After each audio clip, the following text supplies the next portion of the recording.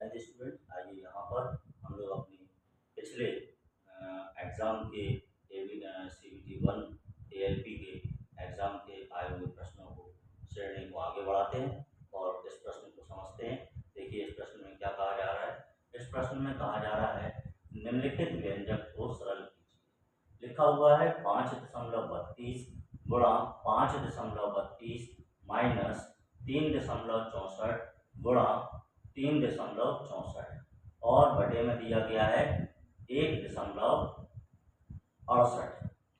अब यहाँ पर हमें अगर देखें तो यहाँ पर एक फॉर्मूला बनता हुआ नजर आ रहा है a² माइनस b²। ये फॉर्मूला जो होता है वो होता है a+b और a माइनस b। तो अगर हम देखें यहाँ पर तो a की वैल्यू जो है वो है 5.32।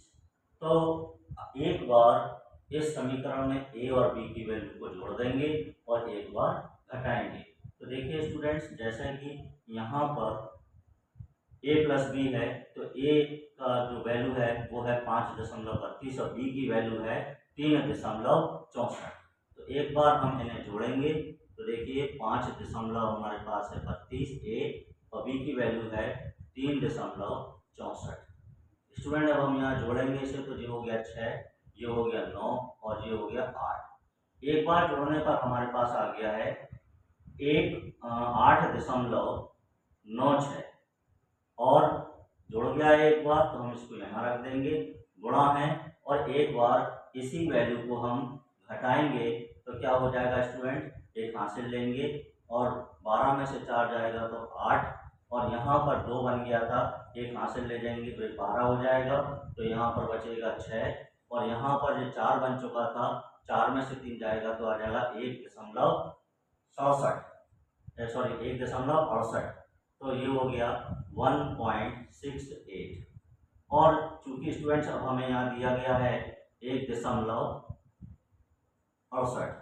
अब यहाँ अगर हम देखेंगे तो ये वैल्यू और ये वैल्यू कट गई और यहाँ बचा हमारे पास 8.96 जो कि इस विकल्प का उत्तर होगा, जो कि विकल्प है सी। चलिए स्टूडेंट देखते हैं अगले प्रश्न में क्या कहा जा रहा है। अगले प्रश्न में कहा जा रहा है दो संख्याएं 7:5 के अनुपात में हैं और उनका योग दिया गया है 360, तो उनके बीच का अंतर क्या होगा। तो सबसे पहले स्टूडेंट अगर हम देखें यहाँ पर तो हमें संख्याओं का अनुपात दिया गया है 7:5। ये जो वैल्यू दी गई है वो अनुपात में दी गई है। तो सबसे पहले हम इसे परफेक्ट वैल्यू में बदलने के लिए दोनों के साथ में x जोड़ देते हैं। तो पहली संख्या बन गई 7x और दूसरी बन गई है 5x। अब कह रहा है इन संख्याओं का योग, मतलब 7x प्लस 5x बराबर दिया गया है 360। इससे हम x की वैल्यू निकालेंगे स्टूडेंट्स। तो यहाँ पर हो गया 7 और 5 12x बराबर 360।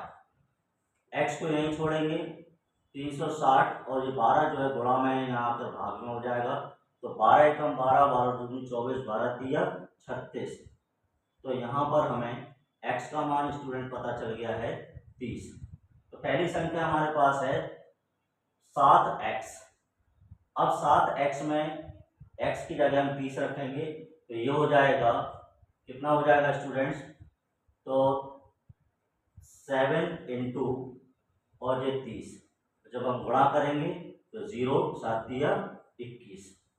ये हो गई पहली संख्या स्टूडेंट्स। और दूसरी संख्या में हमारे पास है 5x, x की जगह हम यहाँ रख दे रहे 30। तो यहाँ पर क्या हो जाएगा 0 5 दिया 15। अब इनके बीच का अंतर कह रहा है तो अंतर हमें घटाकर ही प्राप्त होगा। तो जब हम इसमें घटाएंगे तो ये 0 हो जाएगा, एक हाथ से ले लेंगे तो यहाँ हो जाएगा आपका 6 और ये 0 हो जाएगा, जो कुछ नहीं बचेगा। मतलब इन संख्याओं का अंतर हमें प्राप्त हो जाएगा 60, जो कि इस प्रश्न का उत्तर विकल्प होगा 60।